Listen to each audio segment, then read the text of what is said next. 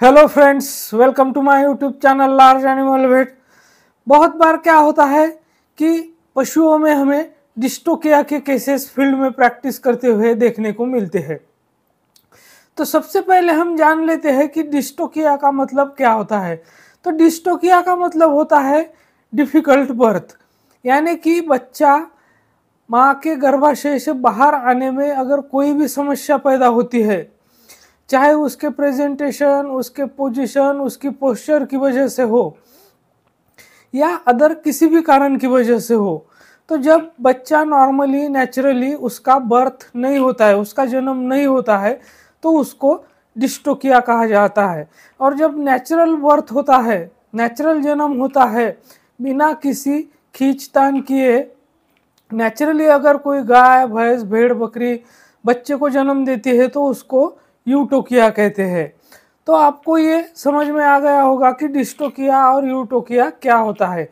तो इस जो बच्चा देने का प्रोसेस होता है, तो पशुओं में उसको पार्चुरेशन कहते हैं। तो अगर हम पर्टिकुलरली भेड़ की अगर बात करें तो उसमें लैम्बिंग कहते हैं, और अगर हम बकरी की बात करें तो उसमें किडिंग कहते हैं। अगर गाय भैंस की हम बात करें तो उसमें काविंग कहते हैं। तो ऐसे पर्टिकुलर टर्म्स होते हैं, अलग अलग पशुओं में अलग अलग टर्म्स होते हैं। तो आज आपके सामने मैं एक ऐसा केस लेके आया हूँ बकरी का, जिसमें डिस्टोकिया है, मतलब कि उसको बच्चे देने में कठिनाई हो रही है। तो वो एक्चुअल केस क्या है और उसको कैसे हमने सॉल्व किया उस प्रॉब्लम को, ये आज की वीडियो में आपको मैं दिखाऊंगा।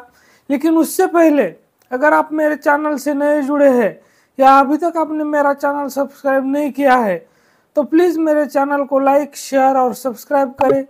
साथ में बेल वाला आइकन दबाकर ऑल वाला ऑप्शन भी चुनें, ताकि भविष्य में आने वाली हर वीडियो की नोटिफिकेशन आपको सबसे पहले मिलती रहे।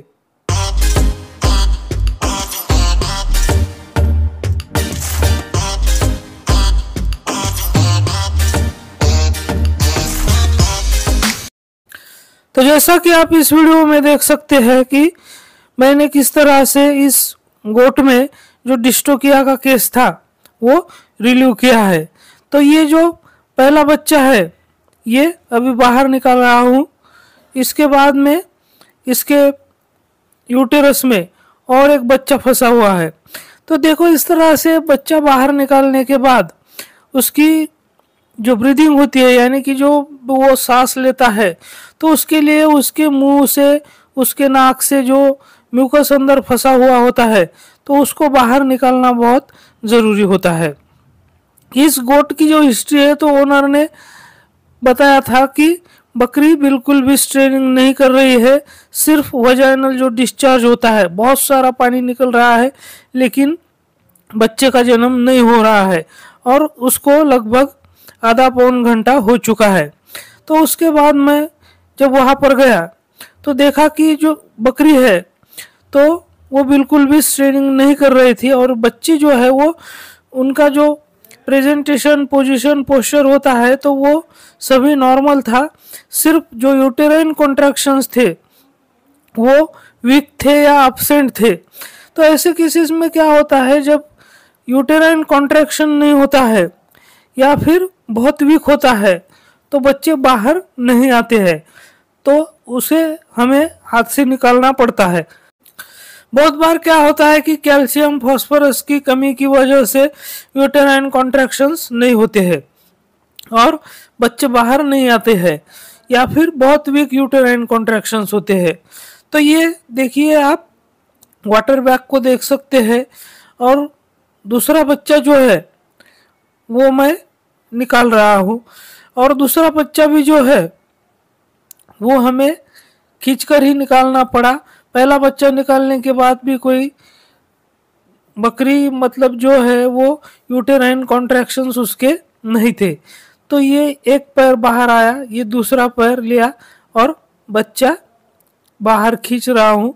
तो इस तरह से उसको भी हमने निकाल लिया है, और उसके भी मुंह से और नाक से जो उसके म्यूकस होता है वो हमें साफ करना होता है ताकि बच्चा सांस ले सके। तो इस तरह से फील्ड में हमें बहुत सारे केसेस देखने को मिलते हैं।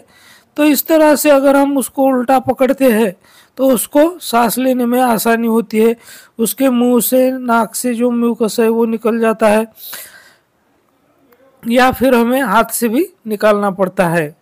तो दोनों भी बच्चे जो है तो वो बिल्कुल हेल्दी है, लेकिन इसका जो पीरियड था तो वो अभी पूरा नहीं हुआ था, लेकिन किसी वजह से हार्मोनल इम्बैलेंस की वजह से ये जो बच्चे हैं ये थोड़ा प्रीमेच्योर बर्थ है। 8-10 दिन पहले ही इसका जो है पार्चुरेशन हो गया है, मतलब कि समय से पहले 8-10 दिन और बाकी थे, तो उससे पहले ही ये बच्चे जन्मे हैं।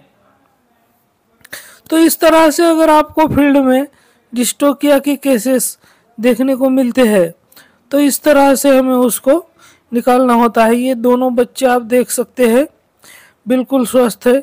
इसके बाद जो है तो हमने बकरी को पेन किलर, एंटीहिस्टामिनिक और एंटीबायोटिक लगा दिया है ताकि कोई भी कॉम्प्लिकेशन ना हो, यूटेरस में कोई किसी तरह का इन्फेक्शन ना हो।